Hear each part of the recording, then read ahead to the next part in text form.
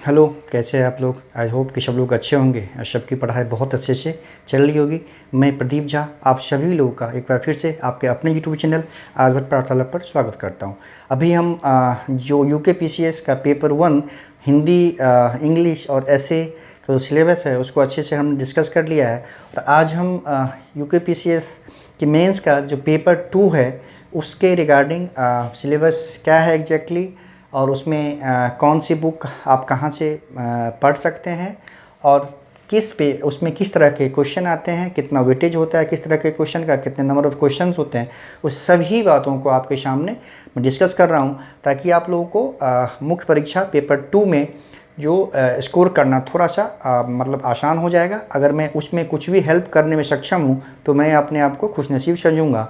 तो चलिए स्टार्ट करते हैं। जैसा कि आप देख रहे हैं जो पेपर 2 यानी इसका जो सिलेबस है उसमें भारत का इतिहास पूछा जाएगा, आपको राष्ट्रीय आंदोलन और समाज एवं संस्कृति, ये 3 एरियाज़ इसमें कवर करता है।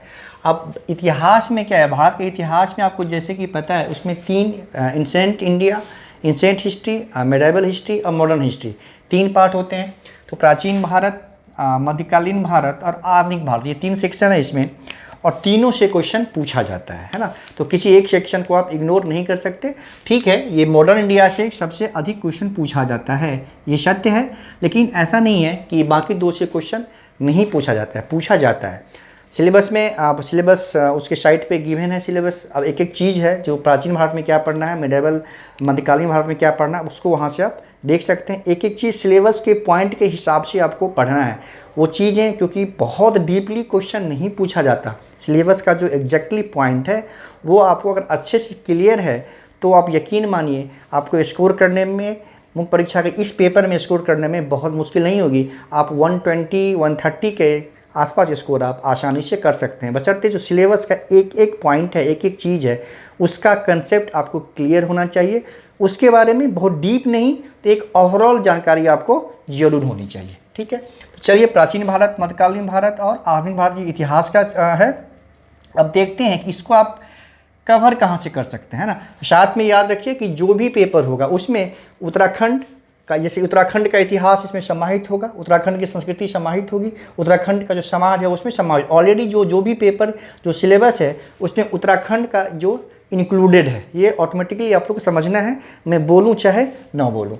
तो ये प्राचीन भारत, मध्यकालीन भारत, आदिम भारत, ये 3 सेक्शन पे देखते हैं पहले कहाँ से करना है हमें। अब देखिए एनसीईआरटी ओल्ड वाली जो है आपको तीनों लेना है, प्राचीन, मध्यकालीन और आधुनिक, ये तीनों पढ़नी है। और मॉडर्न इंडिया का जो एनसीईआरटी है ओल्ड वाली, वो बहुत अच्छे से आपको पढ़ना है। सबसे पहले आपको सिलेबस का एक एक चीज़, जब भी पढ़ें सिलेबस आपके सामने हो और कोशिश करें कि सिलेबस के एक एक पॉइंट को आप आत्मसात कर लें, ताकि आपको बार बार सिलेबस का पेज देखने की ज़रूरत न पड़े। जब आप पढ़ें तो आपको लगे कि ये हमारे सिलेबस में है, इस पर हमें फोकस करना है। नहीं तो आप सिलेबस अगर आपके ध्यान में नहीं रहेगा तो क्या होगा कि जब पढ़ते रहेंगे चीज़ें तो आपको नहीं पता चलेगा कि किस चीज़ पे हमको फोकस करना है और किसको थोड़ा सा पढ़ के ओवरऑल थोड़ा सा ऊपर पढ़ के निकल जाना है। तो सिलेबस आपके माइंड में पढ़ते टाइम हमेशा होना चाहिए। ये बेस्ट वे है कि मेंस परीक्षा की तैयारी करने का, सिलेबस आपके माइंड में होना चाहिए। क्योंकि जब आप पढ़ेंगे चीज़ों को और सिलेबस आपको रिमाइंड है, आपको याद है, तो आपको समझ में आएगा कि अच्छा ये सिलेबस में है, इस चीज़ पे हमें फोकस करना है। और साथ में कोशिश करें सिलेबस के हिसाब से आप नोट्स ज़रूर बना लें शॉर्ट में अपना, ताकि रिवीजन इसका जब आपके पास टाइम होगा, जब आप पढ़ेंगे तो लगेगा कि नहीं नोट्स बनाने की ज़रूरत नहीं। जब आपका लेकिन पेपर आता है ना, जब कंटिन्यूटी में हर दिन पेपर होगा और 15 दिन में 20 दिन में आपको पूरा सिलेबस रिवाइज करना होगा, तो जब आपका अपना शॉर्ट नोट्स बना होगा ना, वो बहुत काम देगा आपको। उस समय आप कोई बुक नहीं पढ़ सकते, इंसेंट मिडेवल मॉडर्न का एनसीईआरटी आप नहीं सारा पढ़ सकते, सारी चीज़ें नहीं पढ़ सकते। तो वो जो आपने शॉर्ट में नोट्स बना रखा है ना, बहुत कारगर होता है, उस समय बहुत कारगर होता है। उसको आप नोट्स ज़रूर बनाइए, ठीक है। नोट्स आपको बहुत काम देगा लास्ट के 1 महीने में। जब मेंस का एग्जाम से पहले जो 1 महीना होगा ना, वो नोट्स ही आपको बार बार रिवाइज करना है उस समय, है ना। और पेपर के वक्त भी आपको पता है कि पेपर रेगुलर होता है, हर दिन होता है, तो ऐसा नोट्स होना चाहिए कि आप शाम को पेपर देके आए, आपका नेक्स्ट पेपर है, तो 5-6 घंटे जो आप पढ़ेंगे ना, उसमें ओवरऑल अब एक बार उसको रिवाइज कर लें, सारी चीज़ों को एक बार देख लें, आप सारी चीज़ों से गो थ्रू हो जाएं। तो अगर आपका अपना नोट्स, हैंड रिटन नोट्स नहीं बना हुआ है तो ये संभव नहीं हो पाएगा। तो नोट्स जरूर प्रिपेयर करें, ठीक है। अब देखिए एनसीईआरटी पढ़ना है आपको तीनों। अच्छा, एनसीईआरटी तो पढ़ना ही है, इग्नू की इतिहास की बुकलेट आती है अलग अलग, है ना, तो आप उसको लेके पढ़ सकते हैं। अगर आपने इग्नू कर लिया तो यकीन मानिए कुछ और करने की ज़रूरत नहीं पड़ेगी, क्योंकि इग्नू में अलग अलग अच्छे से संस्कृति भी दिया हुआ है, समाज भी दिया हुआ है अलग अलग, जैसे सल्तनत का समाज कैसा था, मुगल का समाज कैसा था, एंशिएंट कालीन समाज कैसा था, अलग अलग बुकलेट होता है उसका, है ना। टोटल शायद 40 के आसपास बुकलेट है। तो सभी बुकलेट अगर आप ले लेंगे इग्नू का तो आपको सफिशिएंट होगा हिस्ट्री के लिए, खास के हिस्ट्री के लिए आपके लिए वो सफिशिएंट हो जाएगा। और साथ में एनसीईआरटी आपको देखना है, मॉडर्न तो देखना ही है। अगर आप इग्नू पढ़ रहे हैं, इग्नू से नोट्स बना रहे हैं, तो आपको इंसेंट मेडाइबल एनसीईआरटी की उतनी ज़रूरत नहीं पड़ेगी, लेकिन अगर आप देख लेंगे तो आपके लिए अच्छा ही होगा, कोई नेगेटिव नहीं होगा, ठीक है। ये तो हो गया मेन बुक। बहुत लोगों को ना तसल्ली नहीं होती है, लगता है कि एक दो बुक से हम कैसे कवर कर लेंगे, इतना बड़ा मेंस का सिलेबस है, इतना अच्छा स्कोर करना है। तो वैसे लोगों के लिए ये इग्नू एनसीईआरटी इग्नू ये काफ़ी है, याद रखिए ये काफ़ी है, ठीक है। दोनों मेंस के लिए ये बुकें बहुत मोर देन इनफ है।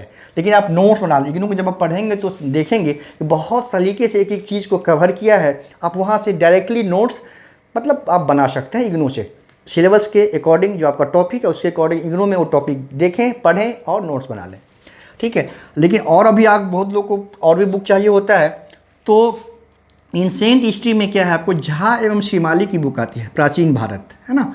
इसमें आपको सब कुछ नहीं पढ़ना है, इसमें क्या पढ़ना है, इससे आप वैदिक पढ़ सकते हैं, इससे आप वैदिक काल जो है वो खंड जो है वैदिक का वो खंड पढ़ना है इससे आपको झा एवं श्रीमाली से।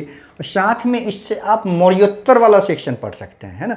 तो याद रखिए झा एवं श्रीमाली का बेहतरीन तरीके से लिखा हुआ है वैदिक सेक्शन, मतलब उत्तर वैदिक काल, ऋग्वैदिक काल, ये जो सेक्शन है वो, और साथ में मौर्योत्तर काल जो है वो आपको यहाँ से कवर कर सकते हैं, ठीक है। सिर्फ सारी बुक नहीं पढ़ना, सिर्फ इस टॉपिक को पढ़ना है यहाँ से।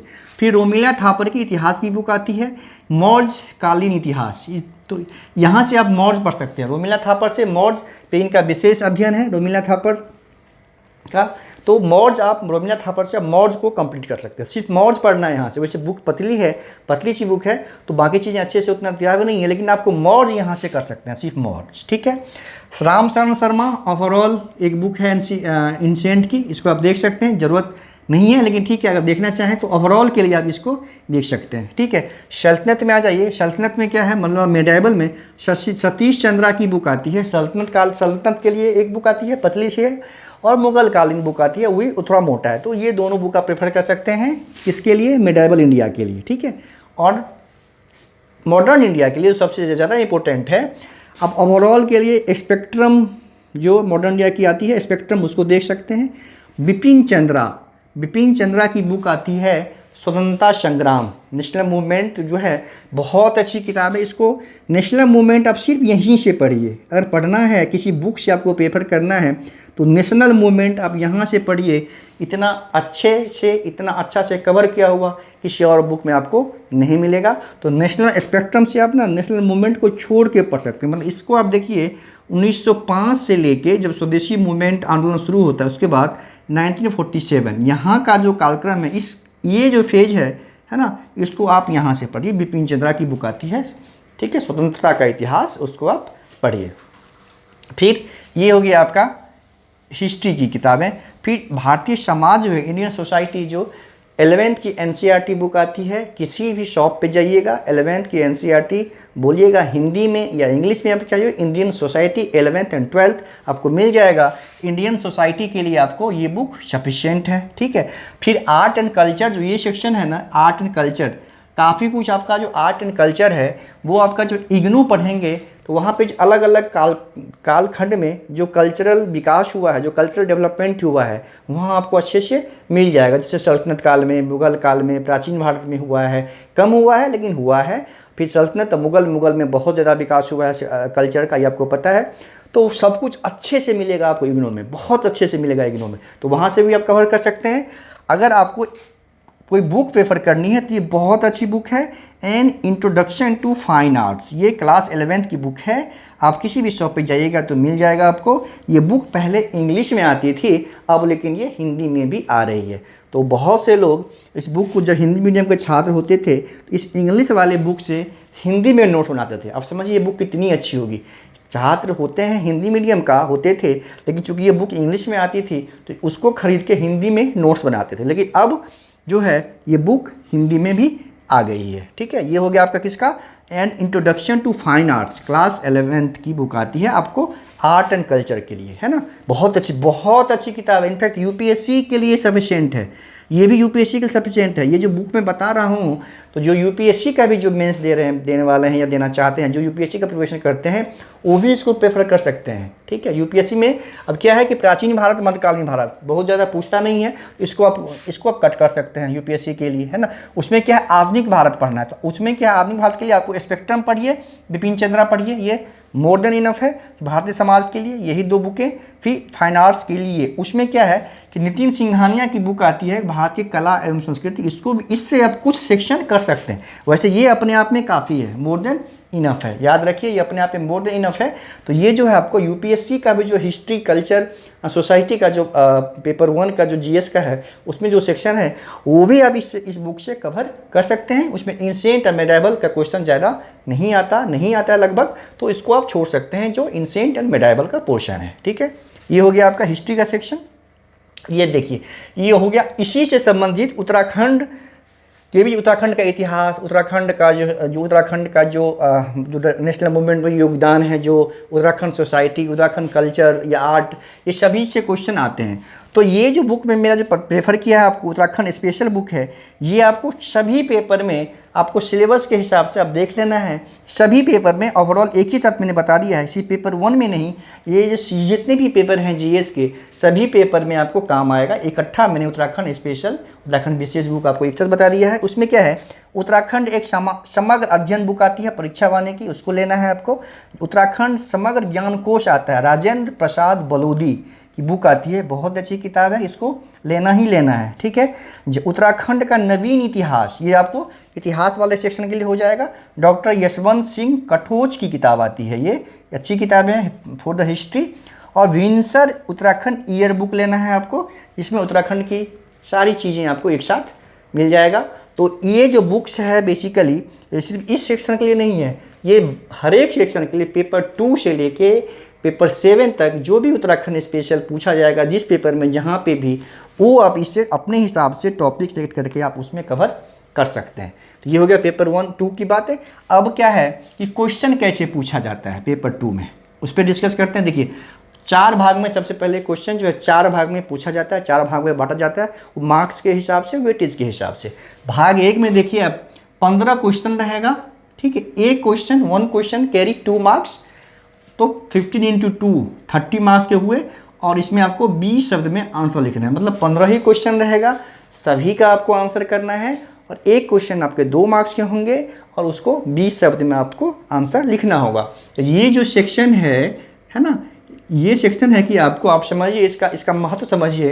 अगर आपने अच्छे से लिख दिया इसको, अगर आपने इसमें क्वेश्चन आपका छूटा नहीं, सारा क्वेश्चन आपने अटेम्प्ट कर लिया, तो 2 में 2 पाएंगे आप एक क्वेश्चन में। तो अगर इसमें आप 30 में 30 स्कोर कर सकते हैं। तो ये पेपर जो है जितना आंसर छोटा होता है ना, उसमें मार्क्स कटने की संभावना बहुत कम होती है अगर आपने उत्तर सही से लिखा है। तो इसमें आप 30 में 30 स्कोर कर सकते हैं। फिर भाग 2 में देखिए 10 प्रश्न पूछा जाएगा 50 शब्द में, एक क्वेश्चन जो होता है 5 मार्क्स के 50। तो इसमें भी आप अच्छा स्कोर कर सकते हैं। इसका वेटेज जब पर क्वेश्चन जब मार्क्स ज़्यादा होता है ना, 10 नंबर के क्वेश्चन होंगे, 12 नंबर के क्वेश्चन होंगे, उसमें आपको 5, 6, 7 ऐसे नंबर मिलेगा। 60% बहुत है तो, लेकिन जो 1 नंबर 2 नंबर के क्वेश्चन होते हैं ना, उसमें आपको पूरा मार्क्स मिलता है, तो उसको आपको ध्यान रखना है। तो ये हो गया आपको, इसमें 10 क्वेश्चन ही होंगे, आपको एक्स्ट्रा क्वेश्चन नहीं मिलेगा, 10 क्वेश्चन होंगे, सभी क्वेश्चन अटेम्प्ट करने हैं।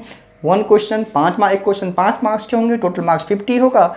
इस क्वेश्चन को जो आंसर करना है आपको 50 शब्दों में, है ना। ये तो हो गया 10 क्वेश्चन, और यहाँ से हो गया 15 क्वेश्चन, टोटल हो गया आपका 25 क्वेश्चन।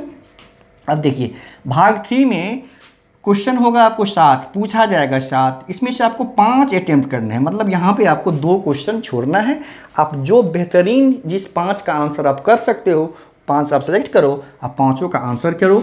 इसमें क्या है कि एक क्वेश्चन 8 मार्क्स के हैं, 5 क्वेश्चन हैं, टोटल वेटेज हो गया इसका 40। ये जो है आपको 125 वर्ड में आपको इसका आंसर करना है। तो देखिए यहाँ पे 25 क्वेश्चन हो गए, ये 5 क्वेश्चन यहाँ से हो गए, तो 25 और 5 30, और 30 या 5 क्वेश्चन लास्ट सेक्शन से करने हैं आपको। यहाँ पे भी आपको 7 क्वेश्चन पूछा जाएगा, 7 पूछा जाएगा। इसमें से भी आपको 5 अटेम्प्ट करने हैं, 2 आप छोड़ सकते हैं, मतलब 5 जिसमें आप कंफर्ट हैं 5 आप आंसर करें। और इसमें ये लॉन्ग आंसर है, 250 शब्द है इसमें, इसका लिमिट है। इसका एक क्वेश्चन जो है आपको 16 मार्क्स का होगा, 1 क्वेश्चन कैरी 16 मार्क्स। इस तरह से टोटल जो वेटेज है इस सेक्शन का वो है 80, है ना। तो टोटल क्वेश्चन देखें 15 यहाँ, 10 यहाँ, 25, 5 यहाँ, 35 यहाँ, मतलब टोटल 35 क्वेश्चन आपको अटैम्प्ट, टोटल 35 क्वेश्चन आंसर करने हैं। वेटेज है 200। तो मार्क्स देखिए, ये 2 सेक्शन है ना, पहला और दूसरा, इसमें आप बहुत अच्छा स्कोर कर सकते हैं। 30 यहाँ कर सकते हैं और यहाँ पे आप समझिए कि 40 के आसपास तक स्कोर कर सकते हैं इस वाले में, है ना। ये हो गया। इसमें आपको 8 है ना, तो 5 बहुत अच्छा आंसर करेंगे तो 5, 6 मैक्सिमम मिलेगा आपको, है ना। अच्छा आंसर करेंगे तो 5, 6 मिलेगा, एवरेज करेंगे तो आपको 3, 4 मिलेगा, ठीक है। तो यहाँ पे आप स्कोर कर सकते हैं। 5 अगर कर सकते हैं, एक क्वेश्चन में 5 कुछ मार्क्स लाएंगे तो 25 आप यहाँ से, 25 से आप यहाँ से 30 मार्क्स यहाँ स्कोर कर सकते हैं, 25 to 30। और ये जो एरिया आपका, इसमें आप 10 से 12, 10 से 11 मार्क्स स्कोर कर सकते हैं, है ना। तो आप देखिए कि 50 to 55 मार्क्स यहाँ, 25 मार्क्स यहाँ, और 40 मार्क्स यहाँ, और 30 मार्क्स यहाँ। तो इस तरह से आप कोशिश करेंगे तो आप अच्छा स्कोर कर सकते हैं। अगर 55 to 60 मार्क्स आप यहाँ स्कोर कर लेंगे, अगर आप 60 यहाँ पे हो गया, 30, 90, 90, 40, तो मतलब 120 प्लस आप पहुँच जाएंगे अगर आप ऐसे स्कोर करेंगे। तो 25 मार्क्स इसमें, 50 के आसपास इसमें स्कोर करना है आपको, 40 इसमें, 30 इसमें, ओवरऑल किसी में आप कम, किसी में ज़्यादा, किसी में हो सकता है। तो 120 प्लस मार्क्स जो है 120 से 130 मार्क इस पेपर में आपको स्कोर करना है ना। इसमें स्कोर करना है। पेपर 1 में मैंने बताया था कि पेपर 1 जो हिंदी का पेपर है उसमें आपको 200 प्लस मार्क स्कोर करना है, 200 प्लस मार्क स्कोर आपको उसमें करना है ना। तो ऐसे पढ़ना है, ये सब चीज़ें हैं, इस चीज़ से आप कवर कर सकते हैं। और मेरा निवेदन है आप लोगों से कि आप लोग नोट्स ज़रूर बनाइए, अपना हैंड रिटेन नोट्स का क्या इंपॉर्टेंस है। जो पेपर से 1 महीने पहले आपको जब रिवीजन करना पड़ेगा चीज़ों को, अब जब आप सिर्फ बुक से पढ़ के छोड़े रहेंगे ना, जब आप पढ़ने बैठेंगे तो आपके पास 10 बुक होगी, फिर आप रिवाइज नहीं कर पाएंगे, आप प्रेशर में आ जाएंगे, फिर पेपर ख़राब हो जाएगा। तो अभी वक्त है, अभी जैसा कि एग्ज़ाम होने की संभावना नहीं के बराबर है अगस्त में, तो आप लोग को टाइम मिला है, वैसे लोग भी अभी कर सकते हैं। और जिनको नेक्स्ट टाइम कोशिश करना है वो तो अभी अच्छे से पढ़ें, नोट्स बनाएं और पहले मेंस का तैयारी करें। जो लोग इस बार असफल हो गए हैं, उनका टारगेट उत्तराखंड पीसीएसई है, अगले बार 2023 में वैकेंसी आने की संभावना लास्ट तक आएगी। अभी वक्त है, आप लोग पहले मेंस की तैयारी करें, पीटी का न पढ़ें। अगर आप सिर्फ मेंस पढ़ेंगे ना, आप समझिए ना, ये सब चीज़ें अगर आप पढ़ लेंगे तो हिस्ट्री से आपका क्वेश्चन गलत होगा पीटी में, जो भी पूछता है। ऐसे ही आप जब ज्योग्राफी पढ़ लेंगे, मेंस का कवर कर लेंगे, फिर आपका ज्योग्राफी से पीटी में क्वेश्चन गलत ही नहीं होगा, नहीं गलत होगा, ठीक है। उसी तरह से जब पॉलिटी पढ़ लेंगे मेंस से पॉइंट ऑफ व्यू से, तो पॉलिटी के जो बेसिक कंसेप्चुअल क्वेश्चन है गलत नहीं होगा। फैक्चुअल आपको पीटी के लिए आप 1 महीना पढ़ेंगे काफ़ी है। करेंट है, कुछ फैक्चुअल डिटेल है, डाटा बेस्ड को जो डाटा है उसे पढ़ लेंगे, 1 महीना में तैयार हो जाएगा आपका। पीटी कभी रुकेगा ही नहीं। इसीलिए पहले मेंस की तैयारी करें। वैसे छात्र जिनको नेक्स्ट अटेम्प्ट में देना है उत्तराखंड पीसीएस, अभी पीटी के लिए परेशान न हो, मुख्य परीक्षा की तैयारी करें। 70% प्रिपरेशन आपका प्रीलिम्स का मुख्य परीक्षा में ही हो जाएगा, ठीक है। अगर आप सिर्फ पीटी पे फोकस करेंगे और पीटी पास भी कर लेंगे तो उधर 4-5 महीने का टाइम होता है, उसमें आप मेंस की तैयारी नहीं कर सकते, फिर आप मेंस पे असफल हो जाएंगे। तो पहले मेंस का तैयारी करें, उसमें पीटी आपका ऑलरेडी 70% तैयार हो जाएगा। जब पीटी आने वाला होगा 2-3 महीना पहले आप मेंस को रोक दें, पीटी पढ़ें, 100% पीटी आपका कन्फर्म रहेगा।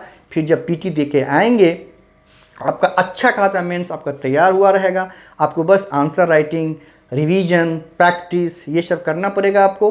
तो आपके लिए एकदम सिलेक्शन जो है ना, वो आप श्योर हो जाएगा, है ना। तो पहले पीटी अभी 9 पढ़ें। जो लोग को अगले बार पढ़ना है, अगले बार देना है, वो अभी मुख्य परीक्षा की तैयारी करें। चलिए आते हैं पेपर 3 के साथ बहुत जल्द। फिर पेपर 3 के बारे में डिस्कस करेंगे, उसमें कौन सी बुक पढ़नी है, कहाँ से पढ़नी है, कैसा क्वेश्चन पूछा जाता है। तब तक के लिए धन्यवाद।